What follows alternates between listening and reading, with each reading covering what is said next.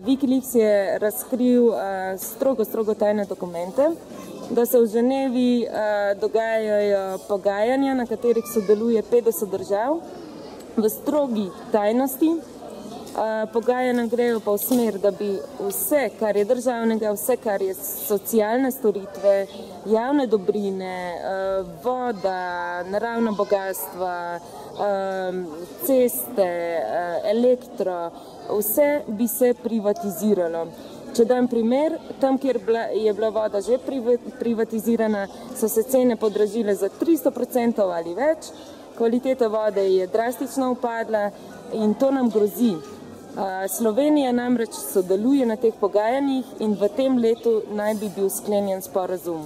Torej, z enim podpisom bomo postali Slovenci tudi plačani velikim korporacijam. Zakaj sem sploh kaj postavila?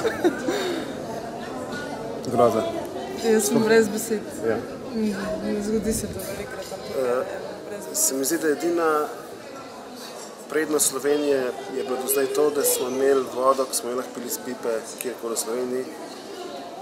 S tem pa... Mislim, ja, zdaj bomo mogli plačevati za to, da lahko živimo, ali kaj. Mislim, revež bo še večji revež, bogataš bo še večji bogataš. Mislim, neverjeten. Ne, prvič slišam te stvari. Ne, to tudi da se sploh to dogaja. Mislim, ja, se je omenjalo, koliko čas slejko prej bo vse privatiziran, pa ja, pa še malo pa bomo mogli za vodo plačevati, pa bomo še za dihati mogli plačevati, ampak da se pa dejansko to že dogaja. Se pravi, ne vemo, kdo je pooblaščen, na osnovi česa se bojo zmenili. Pač ja, nekdo bo imel veliko tega, on pa vsi nadaljni potomci na nadaljni počet. Tisti, ki bo to podpisal. Drugo jaz ne vidim, zakaj bi človek podpisal to, da bo mogel pitno vodo, ki je, mislim, čista, ki se lahko iz izvira pije, da bo podpisal to, da bo plačeval to, da bo iz izvira lahko pil. Ne more biti, ni logike. Razen tega, da pač ja, bo nekdo fest pride na račun reveža. Ja, verjetno pelje pol pa to, sam še kakšnemu porovu masovnem ljudi, verjetno to bo en čas lahko, okay, lahko oni izglasujejo, lahko do neke mere tudi to peljejo, lahko zapeljejo v to smer, ampak ne verjamem, da bo človeštvo trpelo to dolgo. Ja, upam, da to kaj prišlo javno, zato bomo kaj naredili. Upam, da bodo prepovedali, no, mislim, da se to ne bo zgodilo. Ja, to mislim, da naša nova Slovenija zasleduje že od samega začetka. V bistvu vse je bilo zastavljeno v tej smeri, da se pač vse, kar je bilo pridržavno, razproda, oziroma naše. Ko rečemo, pa vse to, kar se je dogajalo, so zgradili delavci iz svojih plač, to so imeli manjše plače, da so se postavljali tovarne, da so se odprla podjetja, da se delo to in ono. Zdaj v bistvu interes vsega tega neokapitalizma, kako če temu tako rečemo, nisem ekonomist, tako da mi te termini niso domaži, a mislim, da je od začetka že pač cilj vsega tega enostavno sesuti vse, kar je spominja na preteklo državo, kar je seveda narobe, ker nekaj je bilo pozitivnega in kot v vsakem sistemu je tudi veliko negativnega, ampak zdaj se pa te negativne stvari samo še potencirajo, pozitivnega praktično ne ostaja nič. Pokradli so vse in kakor hitro bomo prodali še to, kar imamo, bomo klapsi spet v lastni državi. In to je tisto, kar boli, no, tako veliko, ker ne ta vlada, te vlade do zdaj, 25 let ne zastopajo mene, ne vem koga zastopajo, neke svoje interese pač se zelene. Ampak ja, to je skrb zbujajoče.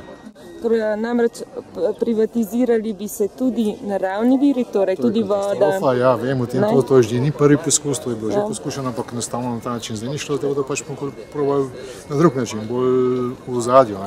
Tisa, poznam, tisa je strupena rastlina, od A do Ž je vse strupeno na njej. Res? Ne vem. Kdo pa sodeluje, kaj veste? Slovenija sodeluje na teh pogajanjih. Ja, so to stvari takih, ki jih ne vemo, pa so prav grozljive, povezane z EU-jem tudi. Ne vem, če ljudi to sploh dosti zanima, no pa tudi informacij nimajo, to je tudi res. Če bi vedeli, mogoče bi se uporili. Jaz bi šla kar ven, če se mene vpraša. Stage left, takoj. Noben normalen človek ne bi smel tega podpisati. Kar se tiče privatizacije državnih podjetij, to stvar države, kar se tiče pa naravnih virov, pa tudi država ne bi smela imeti monopola oziroma česarkoli na tem. Naravni viri so naravni viri. Ja, kmečki upori, no. Nikaj. Veš, kaj si preberta? Siberska vzgoja knjigo. Tam se recimo oni tako funkcionirajo, da se dejansko distancirajo od države in živijo na en način svoje kvalitetno življenje. Jaz drugega ne vidim. Pač nekako odgovor temu, da ne bi bilo nasilja, ampak da se distanciraš od teh nebuloz, ki se okoli nas dogajajo. Jaz mislim takole, vsaka stvar mora biti transparentna. Prvič mora biti transparentna, to pomeni pregledna. Ne? In v bistvu vsaki cilji mora biti etični pa moralni. Ti ne moreš recimo delati stvar v tajnosti. Ne? Sploh recimo delati v tajnosti stvari, ki zavzema recimo veliki spekter ljudi, ne moreš delati v tajnosti. Recimo, če se nekdo pogovarja o mojih recimo pravicah pa o mojih dolžnostih, ne maram, da je to tajnost.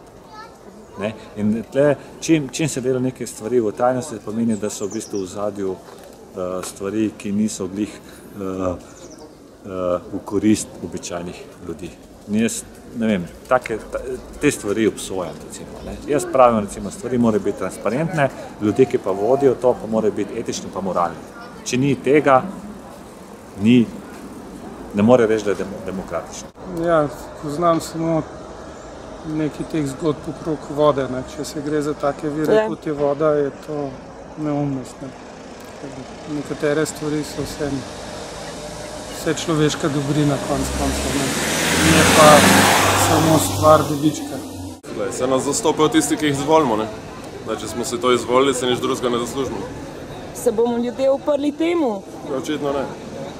Če ne bi šli na volitve, ali kaj ti jaz vem. Po Slovenci veš se veš, kak smo. Ne bomo do konca čakali, postrajali, ne vem, trpeli. Taki hlapci. Mogoče, če se bodo Italijani pa vsi ostali, se bomo mi pridružili kak zadnji. Mi smo tudi le. Slišal sem grozno, se nekaj drugega zaradi tega. Kaj nam manjka ljudem? Jajca.